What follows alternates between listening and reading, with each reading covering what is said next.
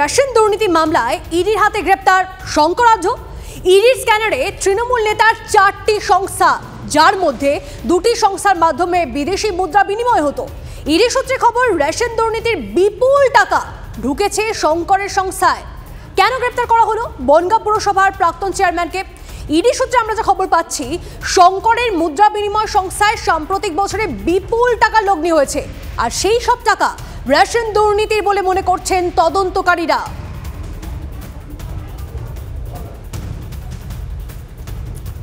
ধৃত শঙ্করাঢ্যর স্ত্রী, তিনি এখন বনগাঁ পুরসভার উপপ্রধান এই মুহূর্তে। তিনি কি বলছেন? একটা চিঠির সূত্রে নাকি তাকে গ্রেফতার করা হয়েছে, এই ধরনের কথা তিনি বলছেন। শুনুন একবার। 12টা 15 সময় এক অফিসার একটা ব্যাগের থেকে কাগজ বের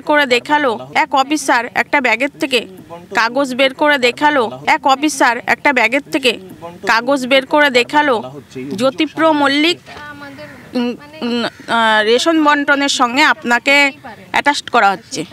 তখন তো আমরা অবাক। উনি কোন কাগজের কথা বলতে চাইছেন? এটা কি চিঠি নাকি অন্য কিছু?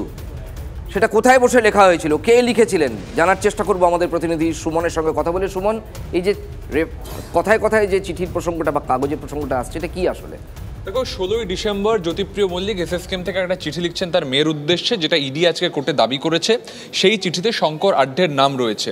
এখন সেই নথি ইডি আধিকারিকরা শঙ্কর আঢ্যের স্ত্রীকে দেখিয়েছিলেন কিনা বলা সম্ভব নয়, তবে এই নথি সেই নথি হতে পারে যেখানে শঙ্কর আঢ্যর নাম রয়েছে, এবং সেই চিঠি লিখে দুর্নীতির টাকা পাচার করে দেওয়া হতো এমন অভিযোগ উঠে আসছে ইডি আধিকারিকদের তরফ থেকে। তারা বলছেন যে জ্যোতিপ্রিয় মল্লিক এসএসকেএম থেকে শঙ্কর আঢ্যকে এই চিঠি লিখেছিলেন যাতে তিনি টাকা পাঠিয়ে দিতে পারেন, পাচার করে দিতে পারেন, এবং সেজন্য শঙ্কর আঢ্যর নাম সেই চিঠি হয়তো তার স্ত্রীকে দেখানো হয়েছিল, ফলস্বরূপ তাকে গ্রেপ্তার করা হয়েছে। মানে এটা কি উনি যে চিঠির বা ইঙ্গিত দিচ্ছেন বা লেখার কথা বলছেন, যে কারণে অ্যাটাচ করা হয়েছে, উনি যেটা বলছেন ওর স্ত্রী, সেটা আর যেটা ইডি দাবি করছে কোর্ট, এই দুটো কি এক?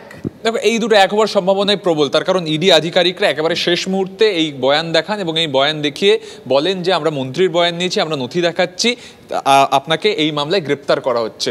জ্যোতিপ্রিয় মল্লিকের লেখা সেই চিঠি দেখানো হয়েছিল এমনটাই মনে করা হচ্ছে।